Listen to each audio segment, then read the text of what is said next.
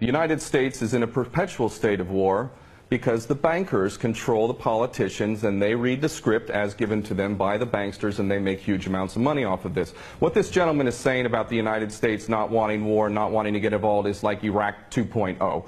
It's a repeat of the same rubbish that was said, oh, we don't want war, war is a last resort. That's absolutely untrue. It's a lie.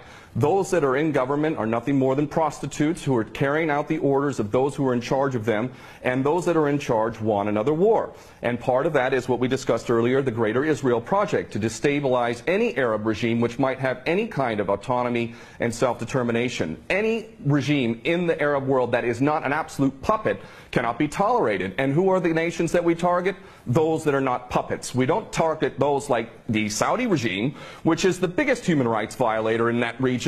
It's cutting off people's heads in public, cutting off hands. It is the most grotesque regime on the planet, and yet we give that regime weapons, and it's no problem whatsoever. The duplicity and hypocrisy of the United States and the West can't even be measured. It is so enormous. And these mouthpieces, such as this gentleman in Washington, is only doing a disservice to himself and his country. And the fact is that American sons and daughters will get involved in this yet again, and these chicken hawks who are pretending to care about the Syrian people are going to be sacrificing not their own sons and daughters. I would like this man to send his sons and daughters and his grandchildren off to Syria when this turns into a greater conflict, because this is what we're flirting with, is a world war. A third world war. This is not a joke. We are flirting with a third world war on the basis that apparently we care so much about the Syrian people, just like we care so much about the Iraqi people and the Afghani people. The only people that buy this sort of stuff are either bought-off prostitutes or the dumbest of the dumb. And we're also led to believe that